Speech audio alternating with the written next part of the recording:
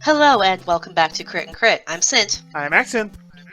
and we are continuing our discussion of Hans Christian Andersen's The Snow Queen while we continue playing through Mario Adventure, which has gotten a lot less snowy in the past few updates. But that's okay, because things are just as fishy as ever. Fish. It's okay, there's not really that many fish here. It might just be the same 3 fish over and over, yeah. Ack. That, or I'm deliberately giving you a specific skew of information. Oh dear. Are you trying to gaslight me? No, that would be trying to make you think you're crazy. I'm trying to give you a false narrative, so you will only look at things from a certain perspective. You know, just like you got a shard of mirror in your eye or something. Ah, yes. Let's take a moment of silence for everyone who has lost a relative to the maelstrom of I did my research / I read it on Facebook, it must be true.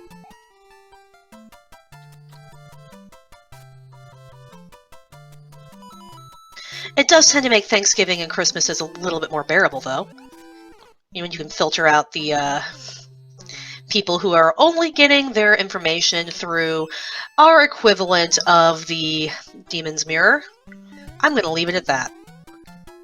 I am fine with this as the new definition for Facebook.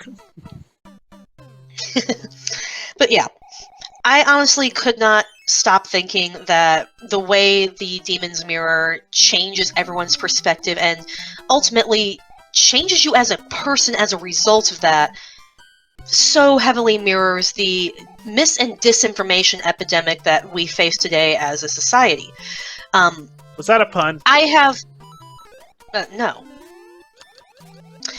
As an English teacher, one of the things that we struggle with is trying to find a way to effectively teach source evaluation and critical thinking in a way that does not get the school board down our throats because someone got offended that, like, conspiracyblog.internet is deemed an unreliable source because, oh, clearly you're just trying to censor certain ideas. No, I'm talking about the fact that this website has clearly never seen an editor and is still using Comic Sans and 3 exclamation marks, which is clearly the sign of a diseased mind, according to Sir Terry Pratchett.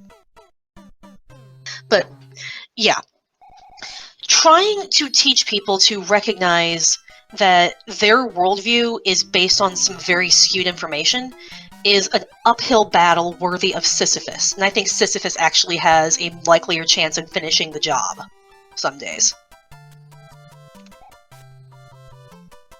I mean... But that's the entire purpose of the mirror. Literally, it's just... He thought it was funny to make a looking glass that made everything good or beautiful look terrible or almost not even there, so all you can see is the worst possible lens of the world. It's an outrage machine. Like, for the demons, it's just a joke, but for people, it turns them cruel, heartless, unable to empathize with their fellow human being, selfish, working only on what they deem to be logic, even if it may not actually be true logic. Like, it's really telling, honestly. But, yeah, like, you see where I'm going with this, right? Yep. And I unfortunately do think it is a really good and really timely comparison. I'm going to get through this level. Episode 17 of The Snow Queen. We finally get through this level. And it'll be just like the last time we played this game, where I kept getting stuck on the airship level. Yep. And the ice level. And basically, you get stuck on, like, every level, and it's really funny.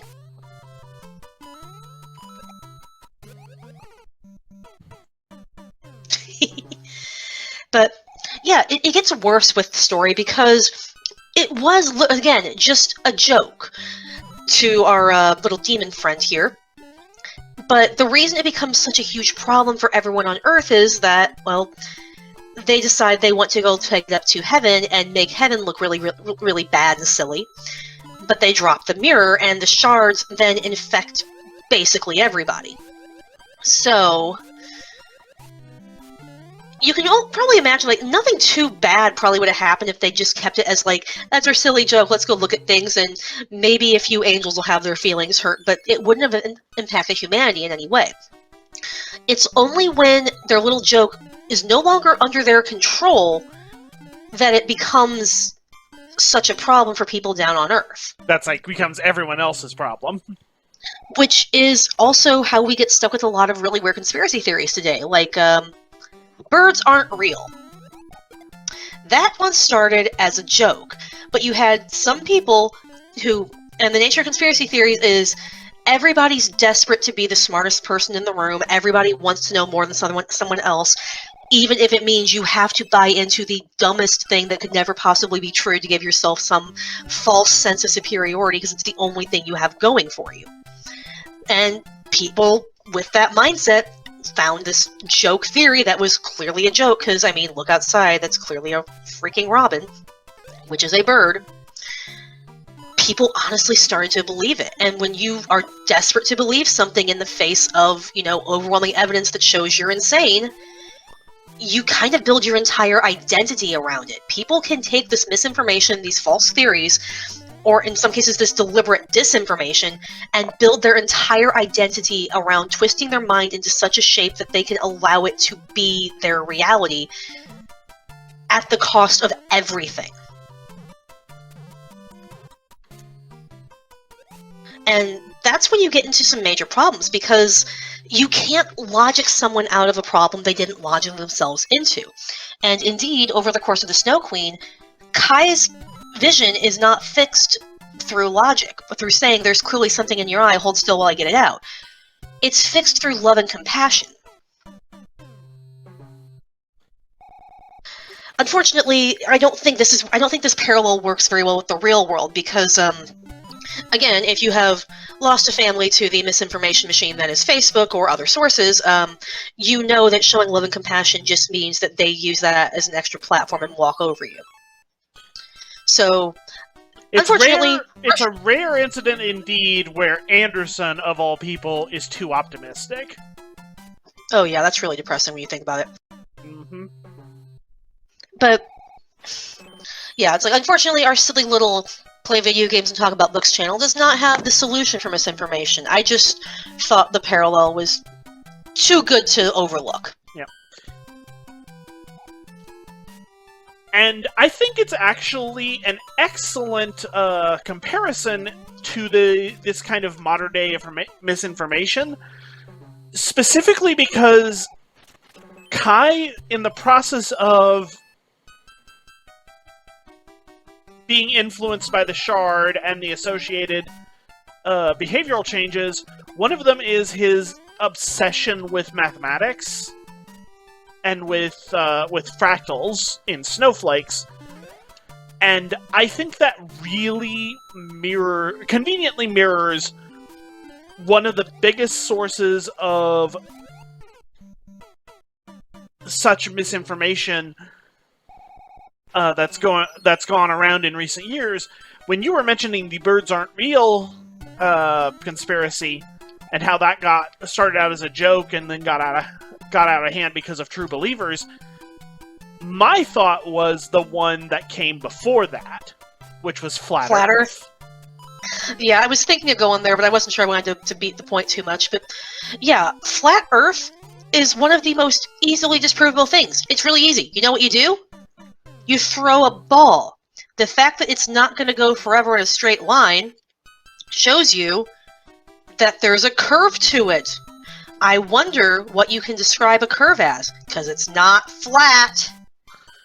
Or, if you want something a little more scientific, put down a few sticks a few hundred yards apart and wait for the sun to hit them. And look at the different angles that the shadows fall. You see, clearly, you have bribed the sun. Big Solar's in on it. I hate that that's something that legitimately some of them probably would say, just because of how they feel about solar energy. Wait, how does solar energy conflict with flat? I don't care. I actually don't care. It's... Yeah, we'll We'll talk about that when we're not recording. I do not care about the logic of flat Earth because it doesn't exist. It's like asking someone who,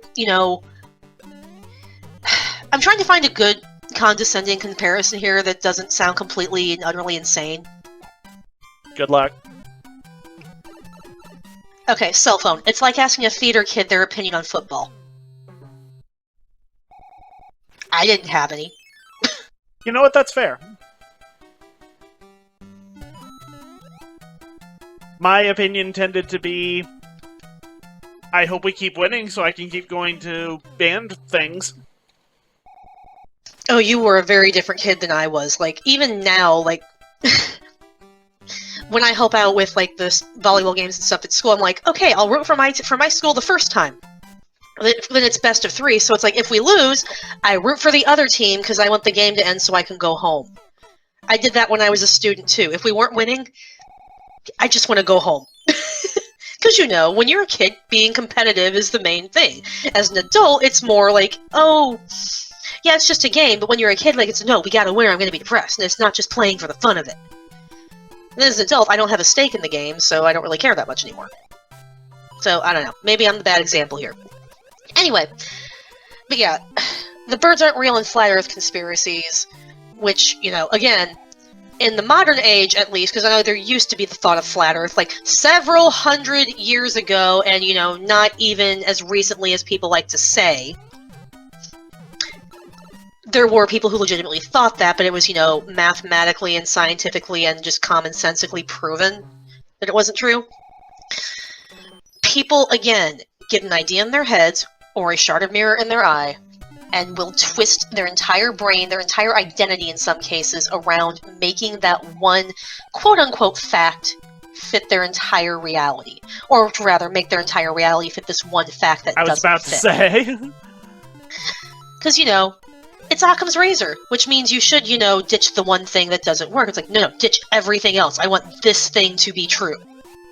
But it's not. Nothing works with that. Unfortunately, that's not an uncommon mode of behavior for people to decide, this one thing is the thing I won't bend on. Everything else in my worldview must conform to this one thing.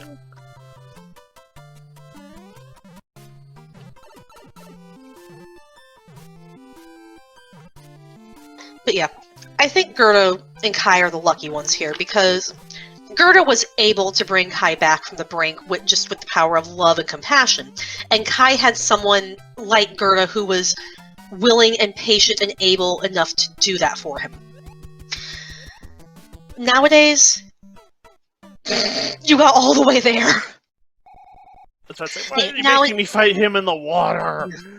Because he's aquatic. But yeah, nowadays, this is such a prevalent thing, and people have their heels so far entrenched on something that 5 seconds of searching and fact-checking would disprove. But it fits their narrative, so they won't. And that internal narrative is more important to them than maintaining their interpersonal relationships. And unfortunately, it doesn't help that we are now in an era where, yes, they could find the real information through 5 minutes of searching, but 3 minutes of searching will tell them what they want to hear. I find we have 100 studies on the subject. 99 say you're wrong. I want the one that says I'm right. It's 1 out of 100. Those numbers don't work. But they tell me what I want to hear. And that, yeah, unfortunately... well, so does a programmable Build-A-Bear. I'm not going to base my life around a teddy bear.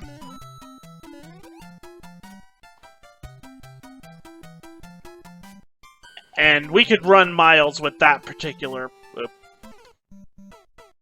Shoe? No, we can't. With that particular euphemism, if we really wanted to stretch it to its possibilities, but that would be unbearable. Anyway, I'm not really sure what else to say here without just repeating the same points over and over again, so I think this is a good place to call it. Yep. Until next time. See you then.